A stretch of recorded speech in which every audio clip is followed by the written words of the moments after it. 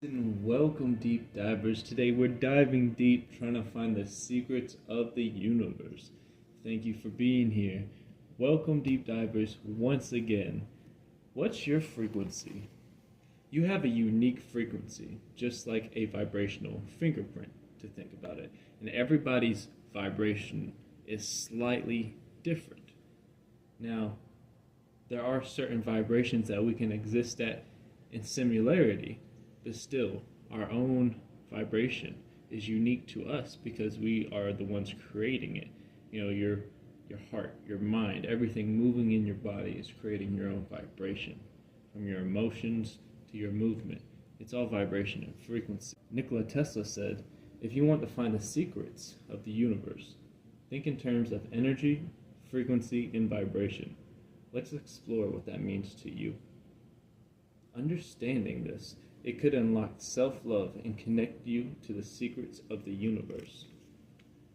Now, before we move forward, I just want to say this video is about how sound frequencies, emotions, and self-love are connected, and how you can use this to grow.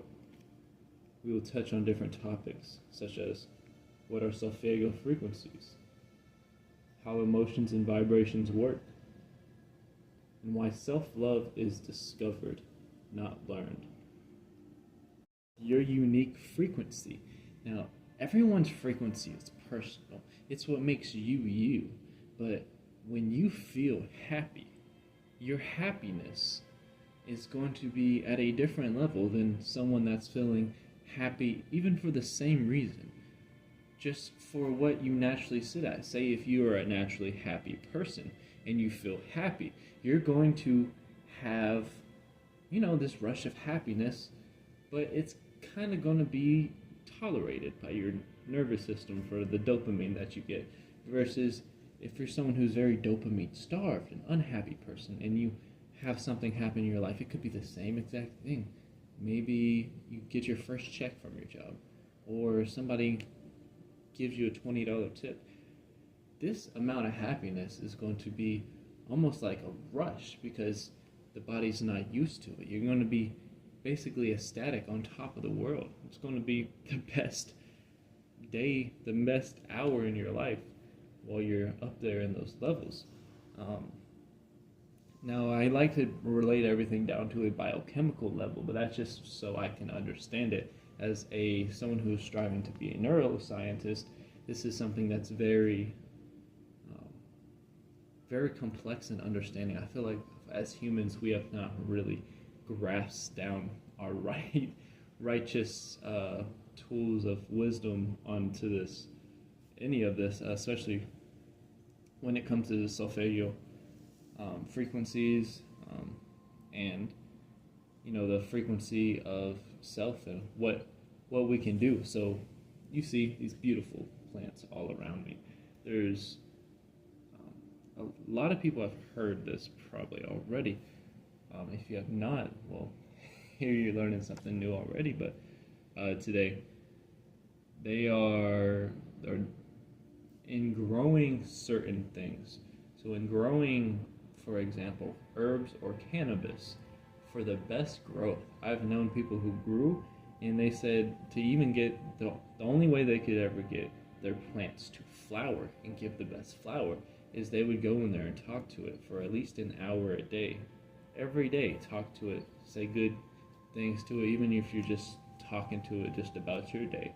Just having your vibration there with you helps it grow. Now, imagine what happens if we start doing this method to each other. Start talking nicer to each other. Just start trying to interact with each other now, especially in a day or age where everything is online and we don't really talk to each other face to face. Where you could have 1 million people online saying negative things about you, and you could just be like, oh, like as someone who's just starting up YouTube, I just started this channel, and I've already had reoccurring people that just come back and just say negative things that are you never heard in person. So where if someone was there in person, if they said something negative about you, you'd be like, oh, why do you feel this way? You talk about it to them. or do whatever you want to do. Maybe if you're an angry person who's compulsive, you might slap them, although violence is never the answer, unless it's confronted with violence from the beginning. Even then, still, aggression should not be tolerated.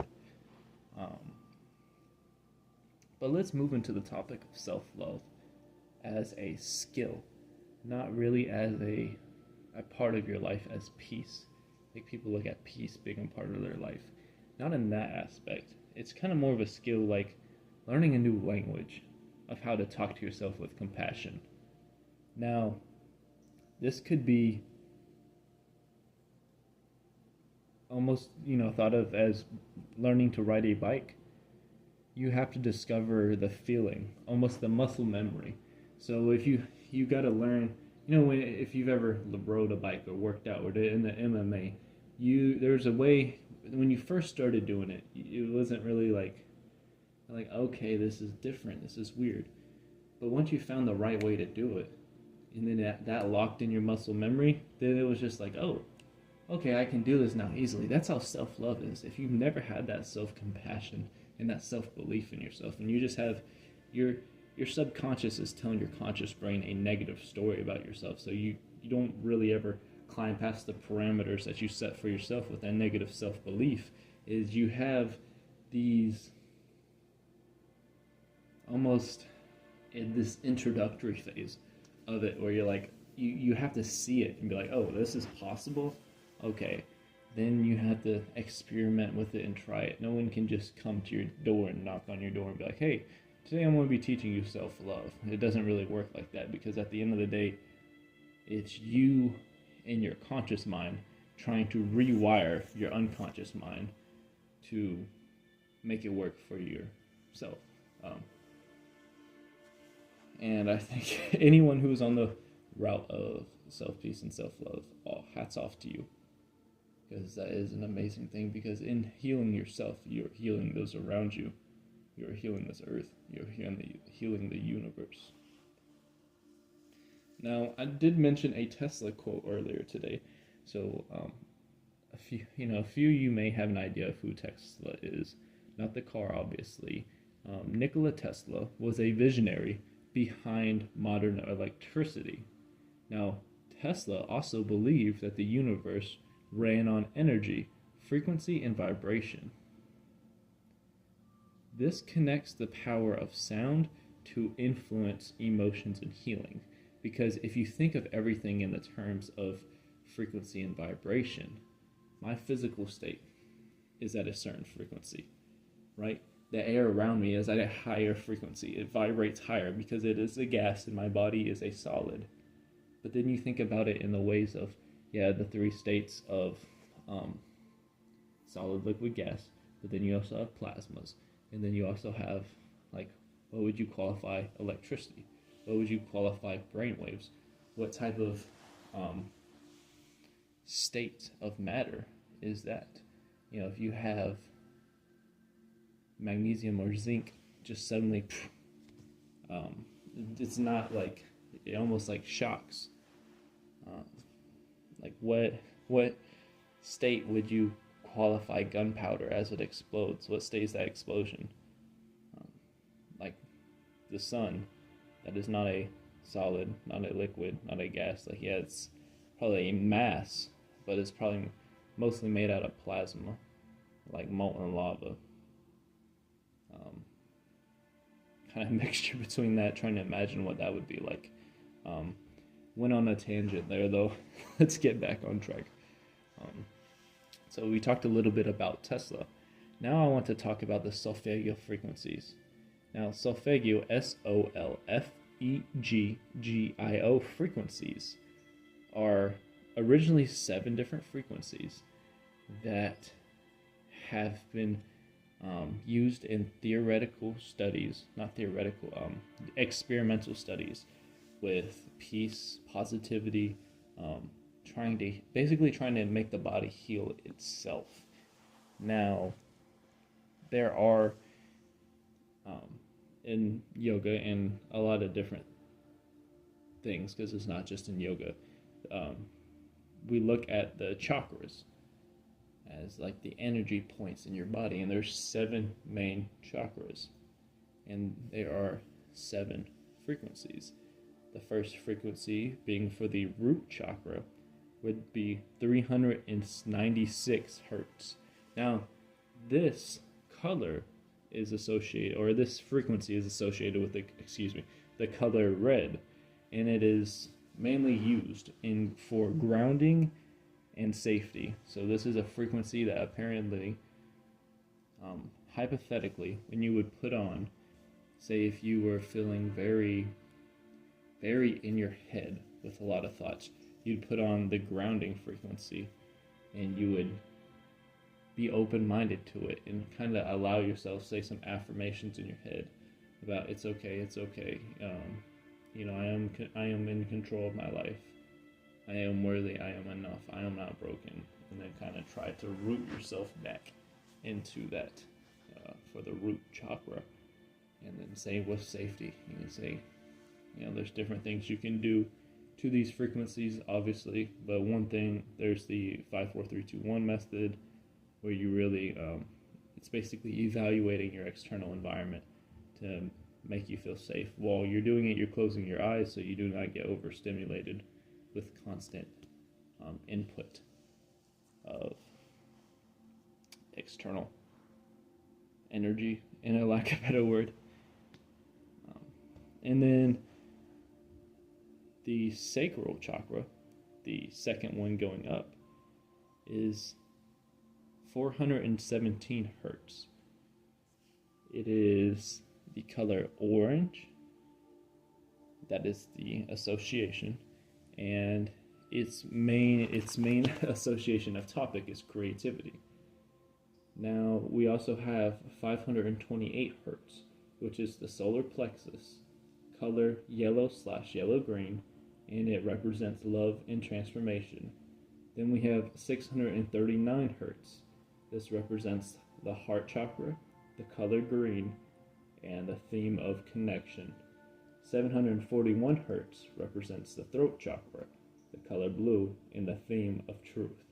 852 hertz represent the third eye, the color of supported by the color indigo, and with the theme of intuition. 963 is the crown chakra, and the color is violet, and it has a spiritual connection theme.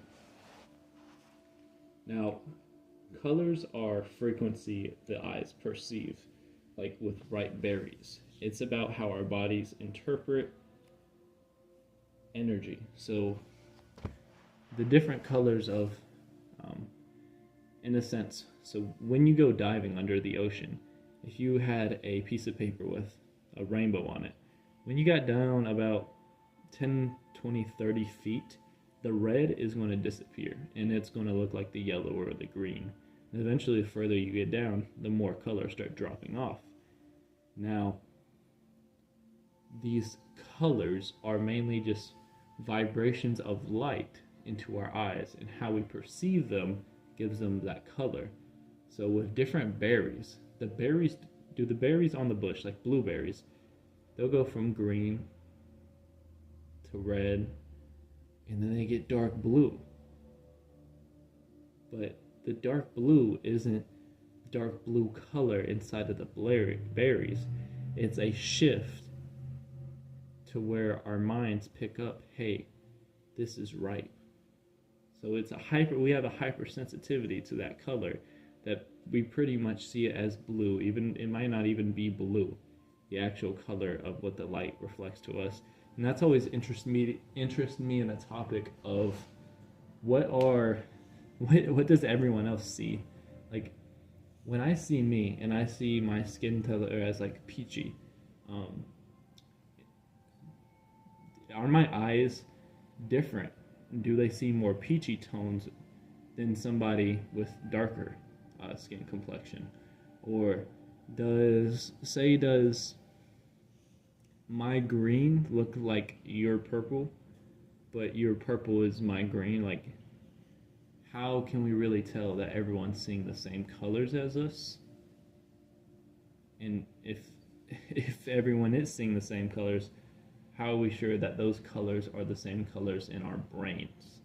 What if our brains see everything like all the greens are purple?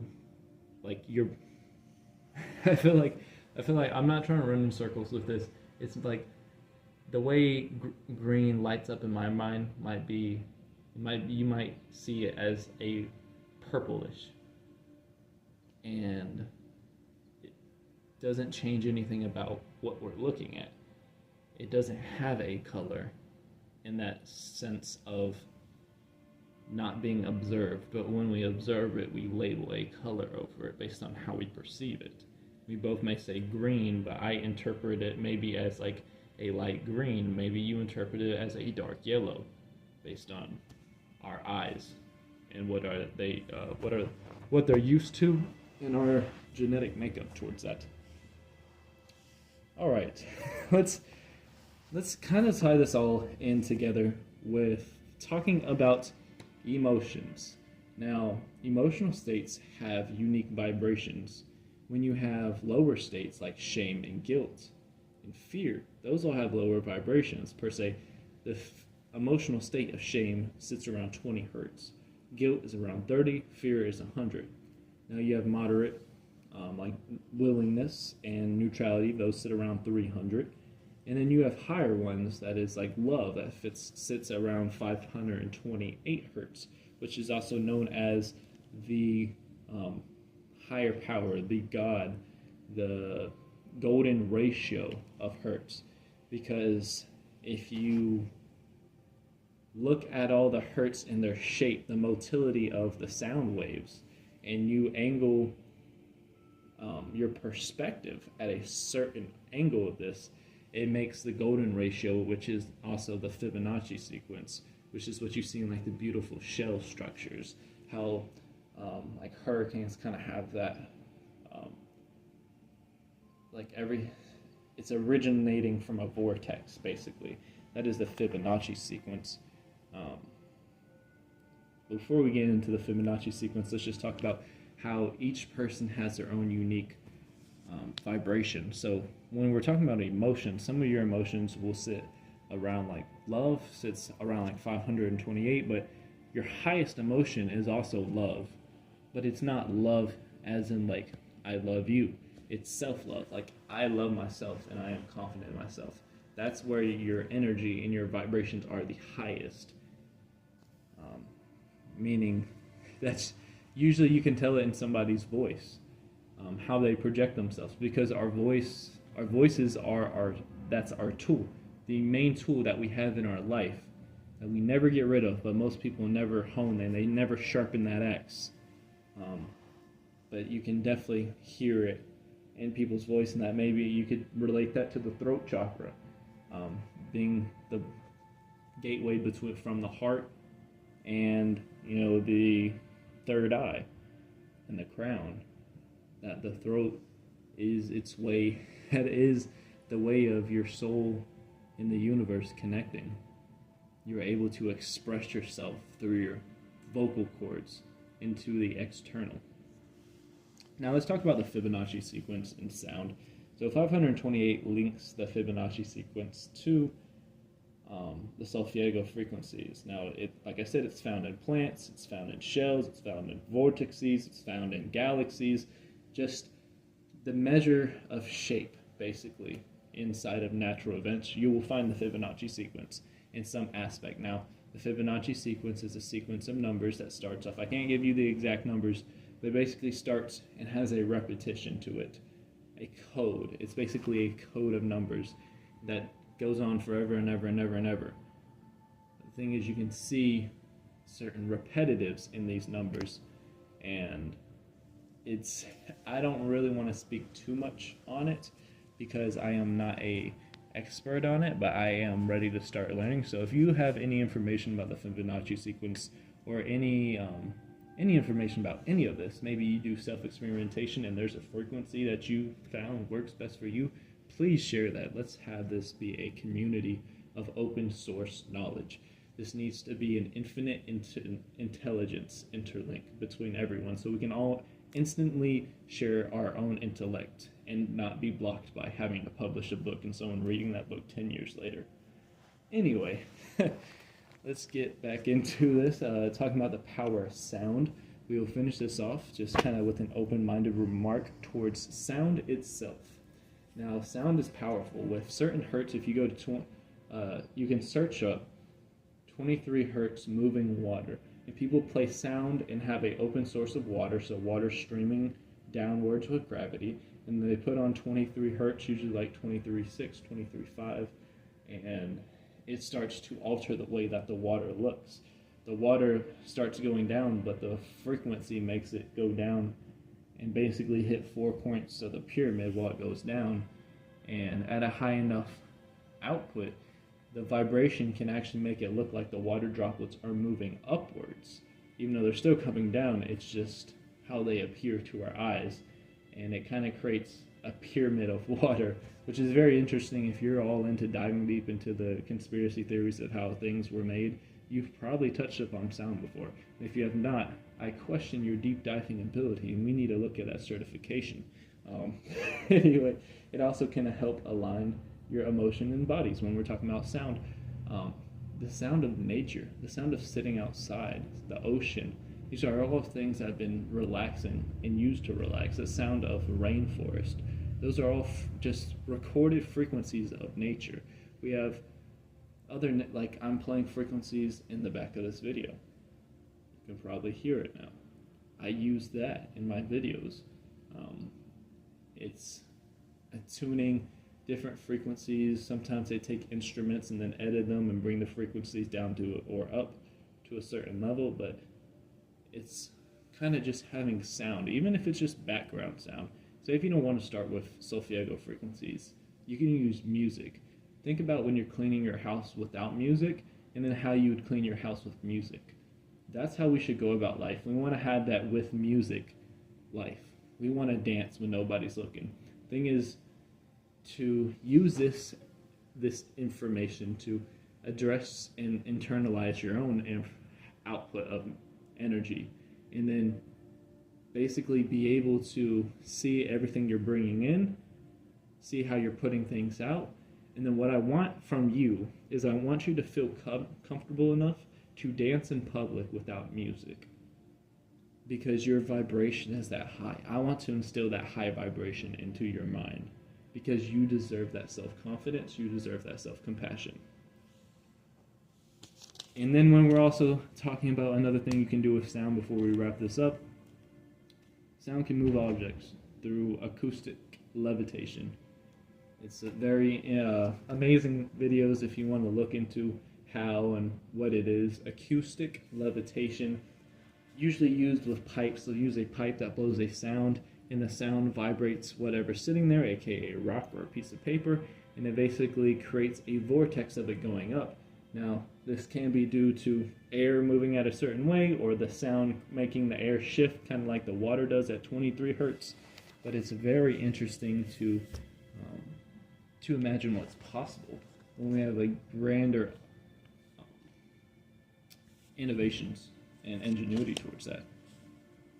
Like if we moved our military-industrial complex focus and put it on agricultural industrial complex or irrigational complexes, that would be very great.